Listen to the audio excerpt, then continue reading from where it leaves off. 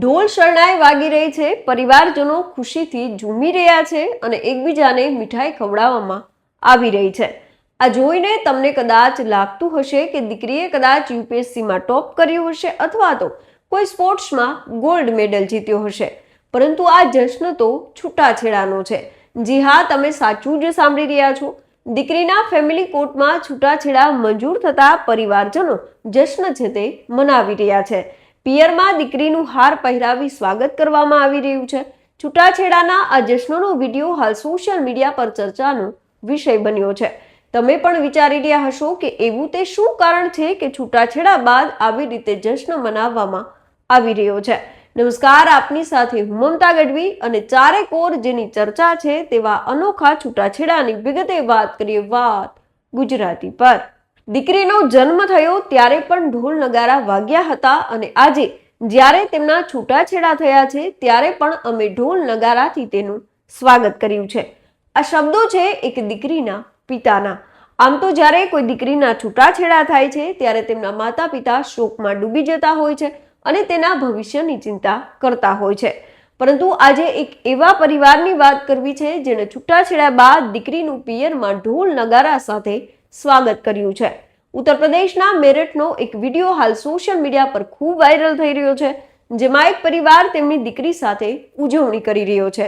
તેમને હાર પહેરાવવામાં આવી રહ્યા છે, મીઠાઈઓ ખવડાવવામાં આવી રહી છે અને પરિવાર ખુશીથી ઝૂમી રહ્યો છે. આ જશ્ન છૂટાછેડાનો છે, જ્યાં એક નિવૃત્ત જજે પોતાની દીકરીના છૂટાછેડાને ઉત્સવની જેમ ઉજવ્યા છે. જ્યારે ફેમિલી કોર્ટે દીકરીના છૂટાછેડા મંજૂર કર્યા ત્યારે પરિવારમાં ઉજવણીનો માહોલ છવાઈ ગયો. મેરઠ કોર્ટ હાઉસમાં મીઠાઈઓનું વિતરણ કરવામાં આવ્યું અને પરિવારના સભ્યો ઢોલના તાલે છે તે ઝૂમી ઉઠ્યા. જો વિગતે વાત કરીએ તો મેરઠના શાસ્ત્રીનગર વિસ્તારના નિવૃત્ત ન્યાયાધીશ ડોક્ટર જ્ઞાનેન્દ્ર શર્માએ 2018માં તેમની દીકરી પ્રણીતાના લગ્ન શાહજહાંપુરાના રહેવાસી ગૌરવ અગ્નિહોત્રી સાથે કર્યા હતા. ગૌરવ છે તે આર્મીમાં મેજર છે અને જલંધરમાં પોસ્ટેડ છે.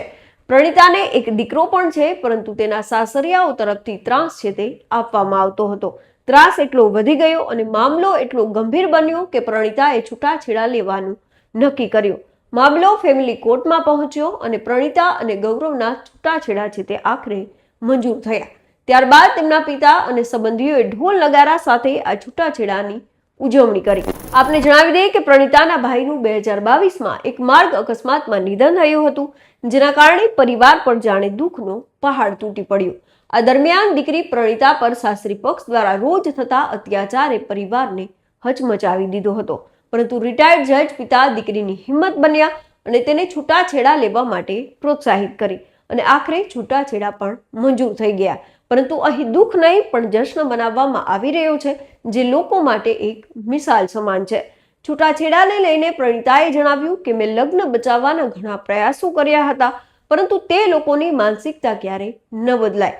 મારા પિતાએ મને હંમેશા સાથ આપ્યો છે. હું કહેવા માંગુ છું કે આવો પરિવાર દરેક દીકરીને મળે. એક તરફ જ્યારે દીકરીને બોજ માનવામાં આવતી હોય છે, તેની વચ્ચે આ છૂટાછેડાની ઉજવણી ઘણું બધું કહી જાય છે. દીકરીના પિતા અને નિવૃત્ત જજ ડોક્ટર જ્ઞાનેન્દ્ર શર્માએ જણાવ્યું હતું કે દીકરીનો જન્મ થયો ત્યારે પણ ઢોલ નગારા વાગ્યા હતા.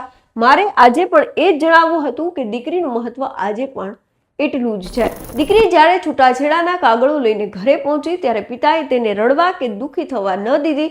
પિતા સહિત પરિવારજનોએ કાળા રંગના ટી શર્ટ પહેર્યા હતા, જેના પર લખ્યું હતું આઈ લવ માય ડોટર, એટલે કે હું મારી દીકરીને ખૂબ પ્રેમ કરું છું.